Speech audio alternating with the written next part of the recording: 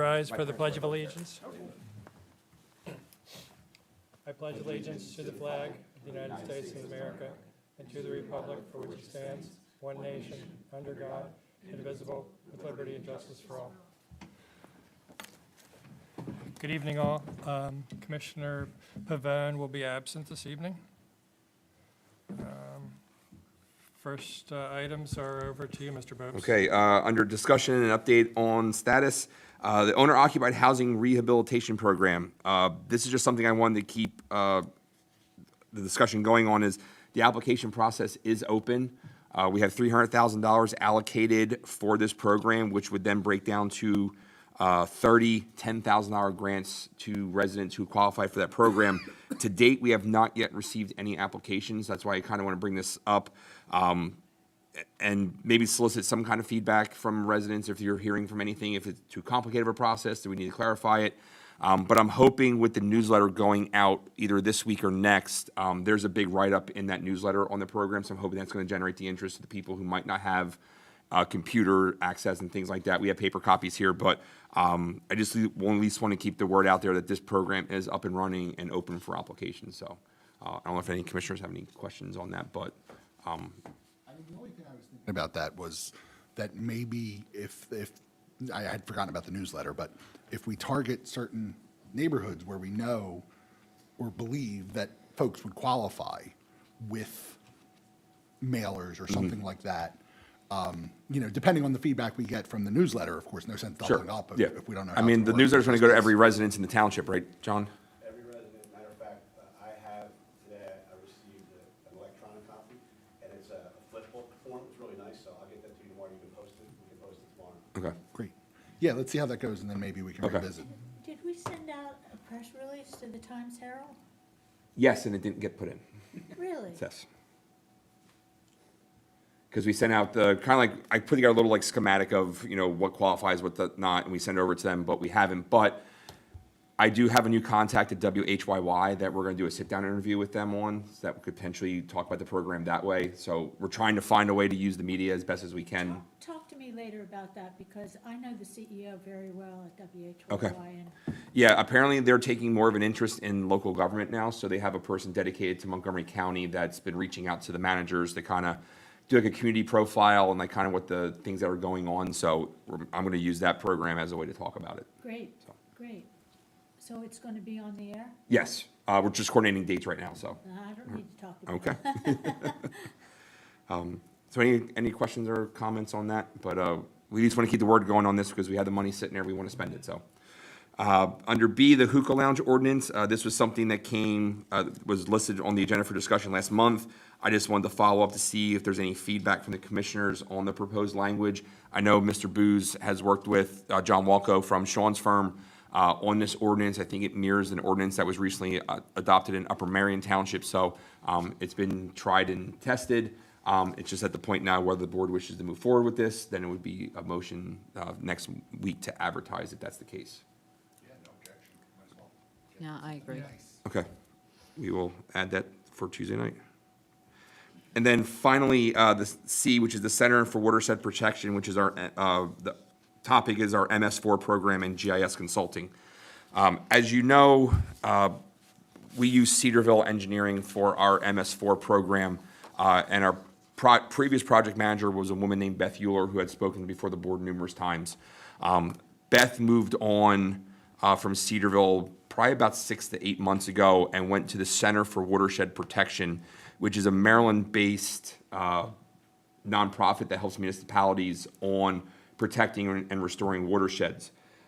Beth is the Pennsylvania director, so she is focused on the state of Pennsylvania right now.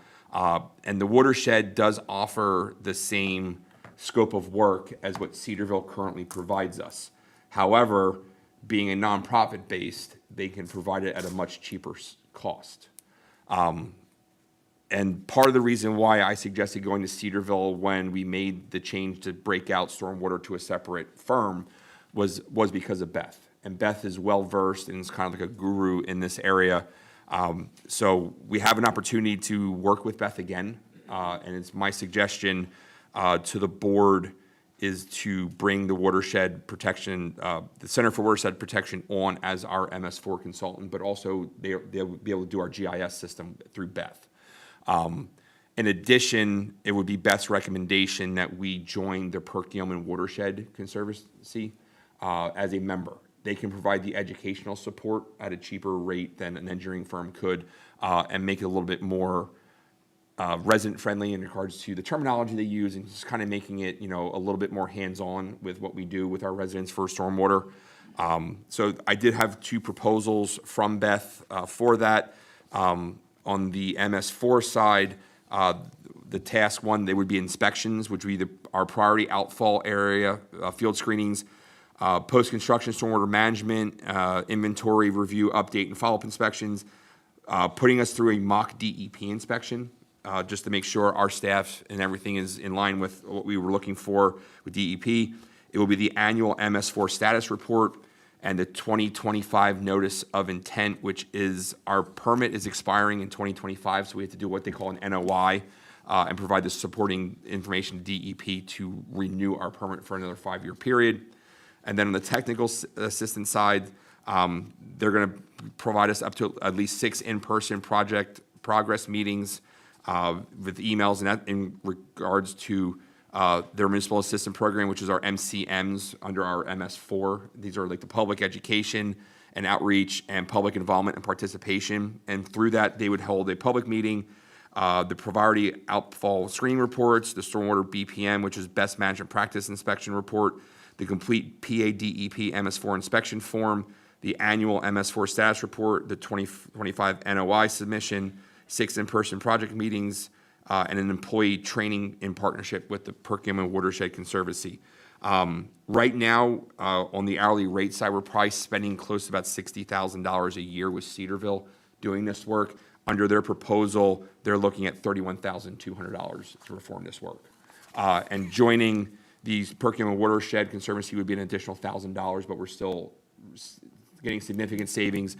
Hiring someone that knows the township very well, knows the staff very well, and the nice part is, on a cost-saving side, if there is engineering that the center would need, Gilmore could provide them that engineering. So we're kind of streamlining our services and really kind of getting back to what our focus was on the stormwater program. So Beth was the one at Cedarville that really got us to that 10% number, designed the golf course project for us. So I'm excited to work with her again if the board sees fit to serve notice, 1, to Cedarville, but 2, to hire this, or enter into an agreement with the Center for Watershed Protection to perform these services on behalf of the township. Absolutely, that sounds like a no-brainer almost. Yeah, I've worked with Beth, and I think she's really great. I know Mike has worked with her pretty well on the public works side. For the DEP inspections, what they normally do is they'll come in to our public works facility to see how our oil is stored, the floors and things like that. And Mike and his staff has worked really well with her. So I think bringing her back will be a huge win for the township if we move forward with this. So Before we move on, can I ask Mr. Kilkenny, I have heard that there should be some tightening up of the language of our RCO, responsible contract ordinance, because there were some sort of people who worked around. Is that something that we can look into? Sure, Commissioner Milazzo. I did provide, I believe, Mr. Bobst, and I believe you and Mr. Smock, a version that the municipality of Norristown did. East Norton's interested in the same thing, so maybe it's a Norristown School District initiative, I'm not really sure.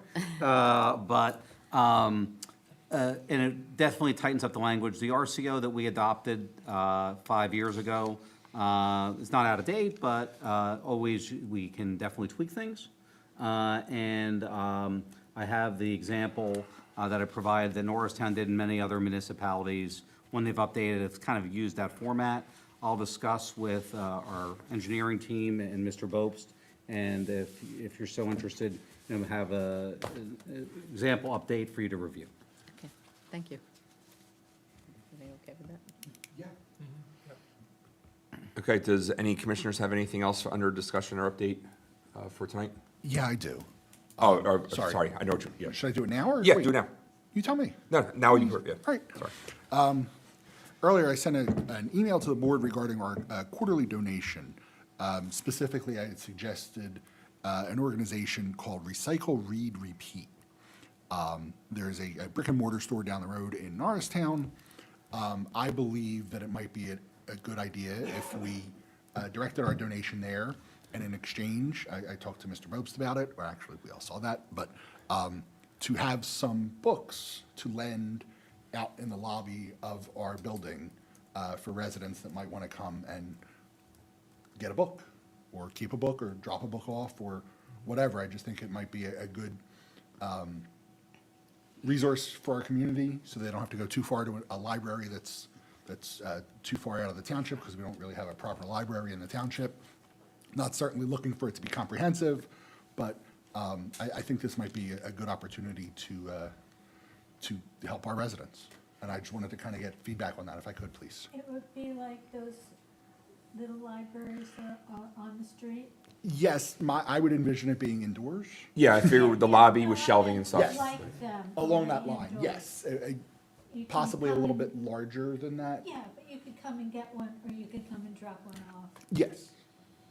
Yeah, I think that could be useful to our residents.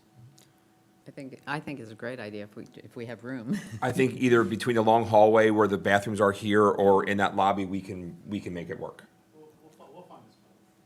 Yeah, yeah.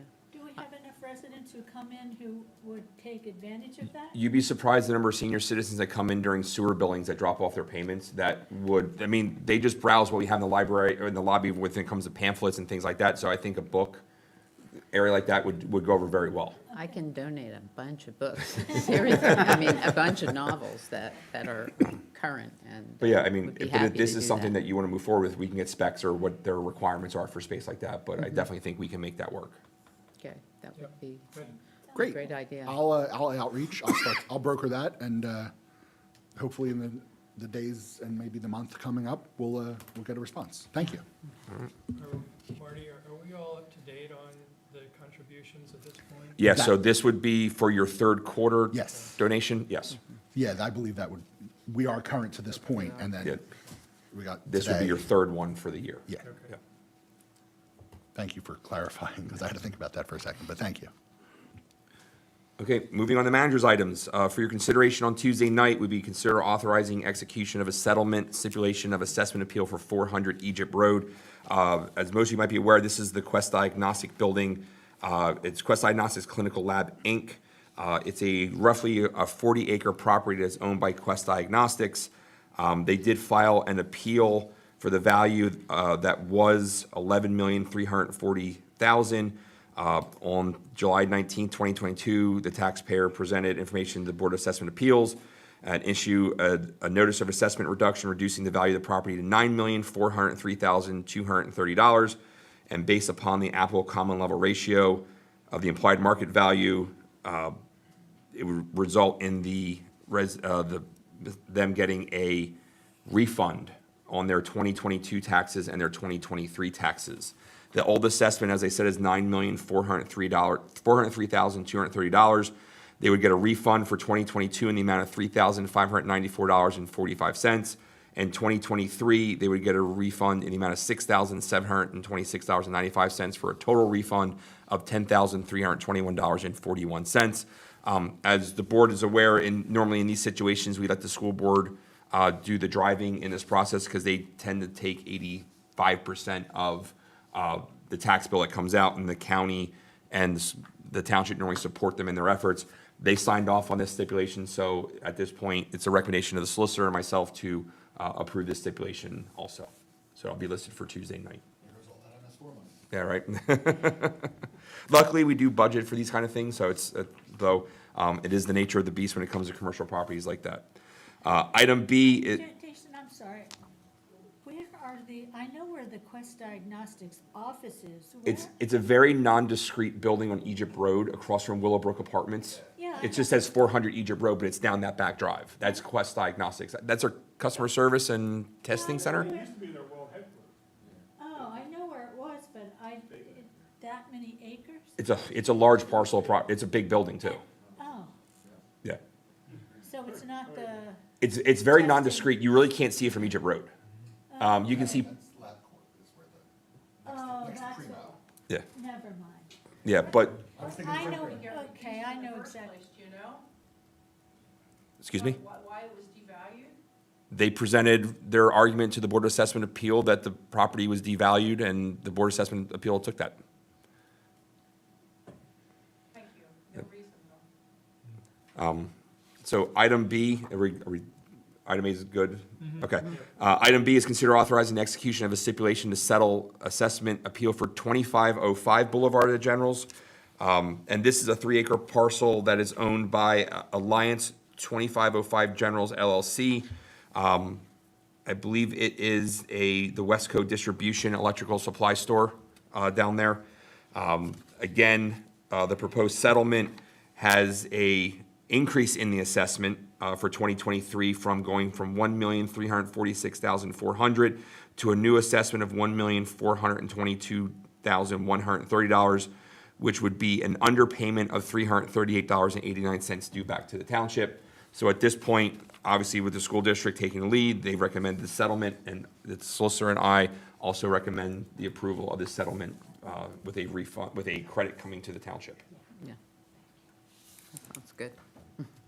Okay. Jason, I guess on the flip side of the previous one, is that something the school district brought to light? No, I believe 2505 filed an appeal. The school district did their research and provided comparables that countered their argument, actually, and the board decided to raise it Oh, so the property owners asked, for a reduction, okay, and they didn't get it. That was the- They actually got an increase. So, okay, thank you. yeah, they added about $75,000 of value to the property. Which is not usually how it goes. Normally, you don't appeal unless if you have a strong appraisal that you think is gonna hold up. Yeah. Just, I mean, the one thing I'll give the Norristown School District, they fight every one of these. They have a very good attorney and, staff that take care of these, so we trust their judgment that they did the right thing on this one, so.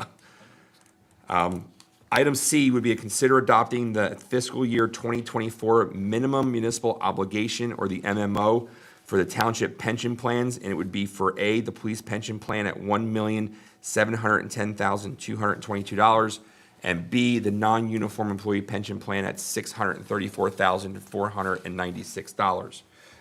As you are aware, this is a yearly process that we go through. It's required by the state of Pennsylvania. And what this does is this sets aside our minimum obligation to keep the pension plan solvent each year. And as I had said previously, these numbers, we were not too sure how they were going to come back, given that this year was a pension evaluation year, the odd year. We do it every odd year. And given the losses that we sustained with the economy and inflation and things like that over the last 2 years, we weren't sure how these numbers were going to go. Compared to last year, our MMO was $1,980,691. This year, leaving us less state aid at an amount of $1,611,310.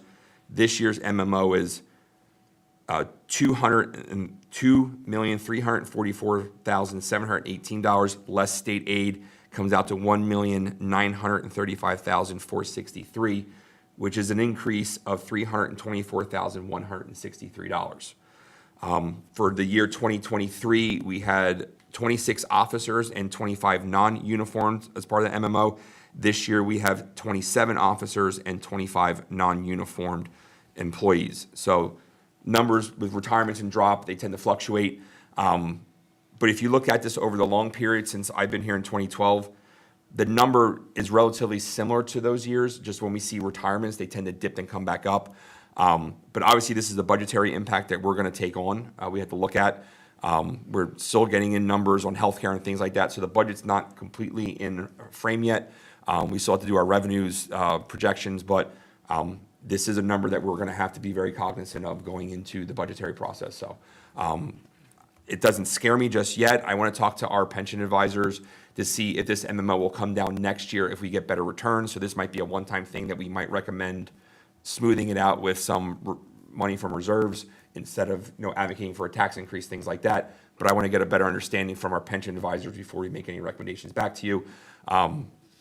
Other than that, this is part of the budget process. Most of the department heads have gotten their budgets in.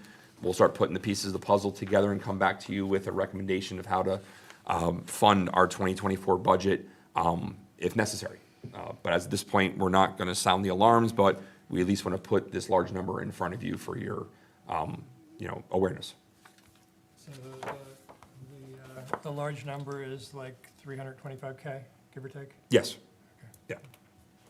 But again, we haven't taken into account what our EIT number is going to look like, things like that. We haven't got our assessed value in. So this number, while it might look big on paper right now, could get smoothed out with some revenue, that we're looking at, and maybe some cost reduction we can find other places. So this is just the first shoe that kind of falls in the process in our budget. So, and we're required by state law to have this adopted and in place by September 30th every year. So that's why you're seeing it in September.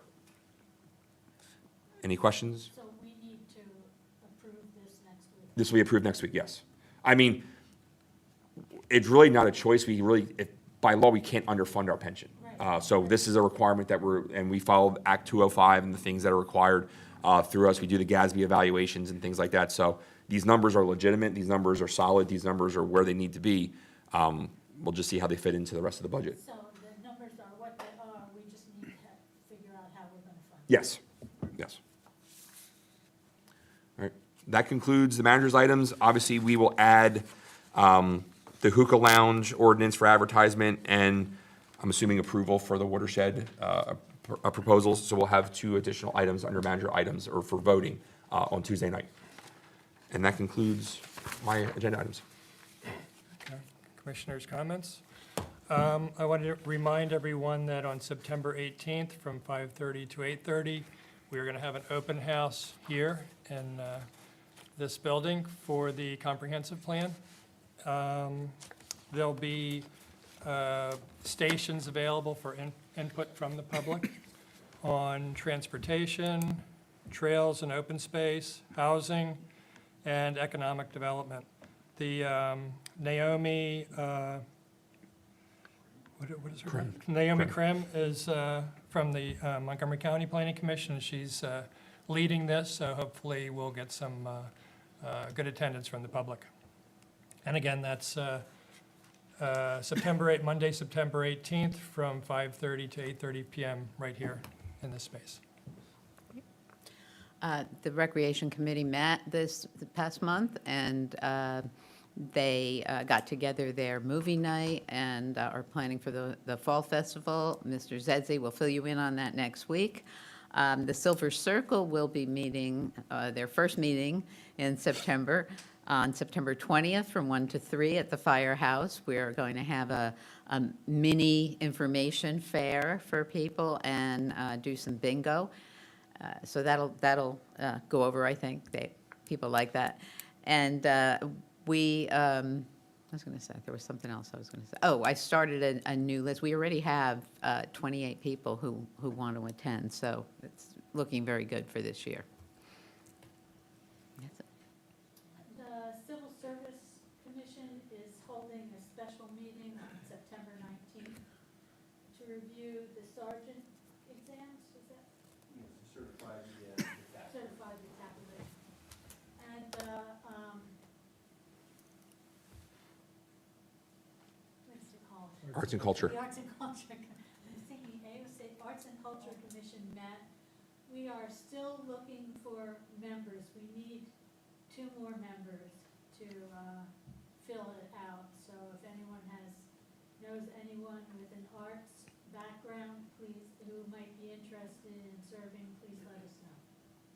And the meeting will be on September the 20th. The EAC met last month. Among the topics discussed was getting our township certified as with an organization called Birdtown USA. The folks on the EAC are looking into that. That might be, to piggyback on what Commissioner Eccles just said, something where we need the public's help to join some of our EAC members as kind of a spin-off thing. We will discuss that matter further tomorrow night here at a different time, 5:30. So that is the next EAC meeting, and we will hopefully have some more good information to share. Thank you all. Public comment. Ms. Moran? Hi, Mary Ellen Moran, 714 Port Indian Road. It's been a while since I've seen you guys. Nice to see everyone. I just have a couple of things to say with regard to Jason talking about the funding for the 300,000. When I took a look at that document, I thought that I was like applying for a second mortgage. It was like so much financial disclosure, it was a real turnoff. So I don't know if we need to have that much financial disclosure in the document, but it was like, tell us your life story and how much you own. So I thought it was a little invasive I personally. mean, it follows the same standards that if you were applying for a housing voucher through HUD. So we're following the federal guidelines for what needs to be disclosed as what they consider income. I just thought that I'd have to, sell my second child or something to declare it. If that, I mean, and I appreciate the feedback, if that's something, I'll reach out to the U.S. Treasury Department, who oversees the federal funds, to see if there's ways we can kind of streamline that. I just followed the guidelines that HUD put out for verifying income. Because I was really interested in it. I thought that I would be able to participate in it, but once I got the paperwork, I was sort of shocked. My next comment is about the school tax change thing. The one that we changed for $2 million, I think it's significant enough of a value of money that we really should know why they're getting that reduction, because that property seems to be going up in value back there, not down in value in Port Indian. It's being, that property of 43 acres where Quest is, that's like becoming a very valuable property that a lot of people are looking at. And so it just would be nice for $2 million that the group or somebody knows why, other than the school tax, the school district decided to do it. Another thing I'd like to talk about is the trail. I don't use the trail anymore because the last couple times I was out there, I was run over by a bike and seriously injured, where I could not exercise for about a month and a half. And then just recently, another bicycle, it was too close to me, and I tried to take a picture of them, and they broke my cell phone. So it's cracked. So I'm wondering if there's anything the township can do to try to enforce a speed limit out there with bicycle riders. Sometimes they're going in excess of 20 miles an hour, a pack of them, like over 5, or a number, or could we try to introduce a speed limit out there? Because I think it's sort of dangerous for pedestrians or people walking their dogs. And it's become like a group mentality out there, and it's not a pack mentality, and it's not nice. I've asked them politely, you're going too fast, please slow down. So I get a lot of pluses and minuses from that. But is there any way that the township could possibly enforce or try to put up some speed limit signs there?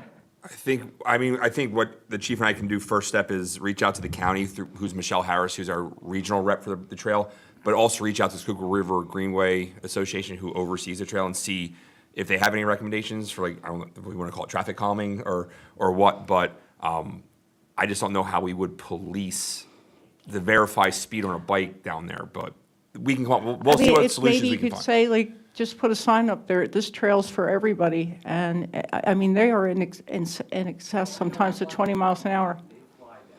And it's sort of scary because when they're in a pack and you're just by yourself, I usually walk the dog on the grass, but sometimes they like to walk on the edge of the trail. I mean, I try to, stay away from them because of, my knee was seriously injured, from getting run over by the bike. Yeah. Just said the trail's for everybody, so it's for the professional guys too. It's a shame it's tough to match up, families with the little kid first time on the training wheels, these guys are flying by there, but you're gonna Yeah. Yeah, they have professional places for people that want to race their bikes and try to make their best time. It's called like a velodrome. Is there any, like, demarcation, any lineage on there? If they're slower, stay on the right, then you pass on the left. I'm, The drug is all the way down to the city, and the county handles that, so no, we don't find, there's nothing behind. Other than when you get to the crossways, you know, when the street goes, Sure. there's a stop sign which nobody follows. naturally. And, but then there's some demarcation, but now, but everybody goes to the right, and, you know, if we yield to the right.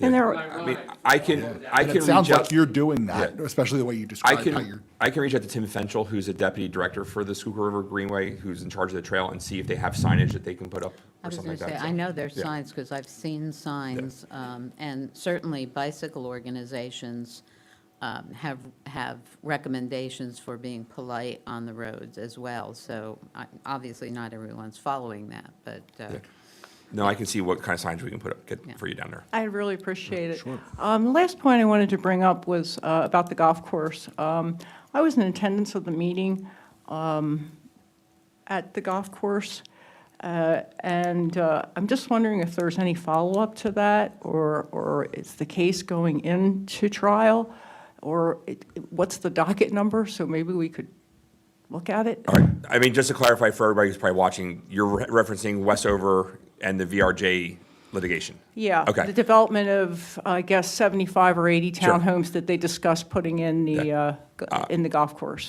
Just for kind of a background, so that meeting was kind of mandated by Judge Branca as a way to find a resolution to the litigation. The feedback that we received was that the residents are not open to any type of settlement, that they want this case to proceed. So that's what they have directed their attorney. I know Mr. Kilkenny and I believe Kaylee were in attendance from the township's perspective. And our position has always been, we are going to support what the residents want. We're enforcing the covenant and we want this thing to go to trial. I mean, it could get drawn out for 10, 12 years on appeals and things like that, but I don't anticipate any type of settlement coming out of that meeting. So now it's up to the judge, I guess, to schedule hearings and discovery and things like that in that next step, so. Is there a docket number for it? Yes, there is a docket number. I don't have it handy. I can provide that to Mr. Bopes. We can email it to you Yeah. once we get it, so. I'd appreciate Yeah, sure. that, thank you. Yep. That's all I have. Thank you all for your time. Thank you. Jason, in light of what Ms. Moran said about that application, is there anybody at the township that could be a helping hand for people to fill that out? Well, I want to see first if, based on what Mrs. Moran said about the cumbersomeness of the documentation, if I can streamline that. I just need to get some guidance from the Treasury Department, because I just literally took their guidance for how they handle the same programs on their side. So if there's ways I can streamline that, then it would just make it easier. I know Alan's going to help me on the review for, like, code compliance and things like that, but the financial intake, if there's any commissioners that more than willing want to help me out, I'm all for it, so. You know, I know would you said absolutely you like have to be a part of an that interest, so, because yeah. I want to help. in that way. So I believe Commissioner Miller and I can come up with a Okay, great, process. great, thank you. It's all yours. Good evening. Who's taking notes? Lynn Waters, 1 East Indian Lane. Just to back her up on the bike trail thing, excuse me, it's not the bike trail, the Schuylkill River Trail, for everybody. It is bad. I mean, I was walking down there one day, and there were literally, I am not exaggerating, at least 40 of them, and they were completely across the trail. I just stepped off on the grass. And they were going at least 30 miles an hour. I mean, they were flying. Another time, I was out there was nobody out. It was like a weekday. Usually they're out on the weekends. I try to avoid the weekends up there. It's a regular weekday, but still, nobody will say on your left when they're coming at you. So I just, maybe not because of that. Sometimes the trail has a slant, and it kind of makes my hips out of whack, so I'll walk up on the other. So I'm walking on the other side. This guy's coming towards me. He comes right up to me, and he goes, "You're on the wrong side of the trail." I said, "There's nobody around. Go over there. If I turned around and walked the other way, would you go around me or what?" You know? I mean, I don't know what's going on out there, but she's right. They're crazy. And, Mr. Smock, just for clarification, I know Ms. Moran asked for the docket number for VRJ, which is the golf course litigation, and it's what it's called, VRJ Associates. The docket number is 2019-00756. 2019-00756. Thank you. Thank you. Good evening, everyone. Jim Waters, number 1 East Indian Lane. I started putting out the bridge story. I'm going to do a series of pictures and explanations on next door. The hopes is I can make PennDOT pay for the sewer pumping station damage. Got to shoot for the stars. You know what problem I got with the trail? Motorized scooters racing up and down there. I don't know why people didn't say anything. I'm out there ready to stick a broomstick in their spokes. But I'm too old to do that, I think. Scams on the phone. Oh, wait a minute. There was a thing about the trails. After the murder down there, somebody suggested that we put a security video camera on there, on the trail, like right there by the power station. There's poles there. Is that the Norristown side, or is that our No, side? no, that's all right. It's Schuylkill, East Indian. Oh, okay, okay. The other commercial club. Well, I know we have cameras on our pump station that see the trail. Well, this was brought up by people in East Indian after the murder, and they thought because the car drove down there late at night and went up Schuylkill Avenue, that would be a route that any crooks or whatever would come from Norristown using the bike path. That would be the first place that they would get off. And if it's set up there, then we'd be able to catch them. They did catch them. Speaking of They did catch catching 'em. them, And there was no car. what's that? That didn't happen. What? They walked. Whatever. You can't say like it's fact. Whatever. Right. It was rumor on the street. We know what it is. And enough of that. All right, the phone scams are operating again, and the last time I made a comment about the phone scams, it was the sheriff's department, and it was a nasty look for what they were doing. But what I did is that because it was PICO, they had an opportunity to respond to it. So I wrote them up and bashed the federal government for the breakup of the Bell system that brought all this to us and, all that scammy stuff that went on. So I felt good about that. In fact, I made a copy of it. I don't know whether I put it up on Nextdoor or whatever. Another thing, and with the county's on the top of the naughty list for what they did to the prison. I got involved in that around 2000. Then in 2004, I was with a group of people that went to the county in one of their, forming the future of Montgomery County, and brought out the apparent success of the one down in Philly and the money that they were making on that. We wanted to come in and fix it, and the county wouldn't allow us to do it. Yeah, shaping our future.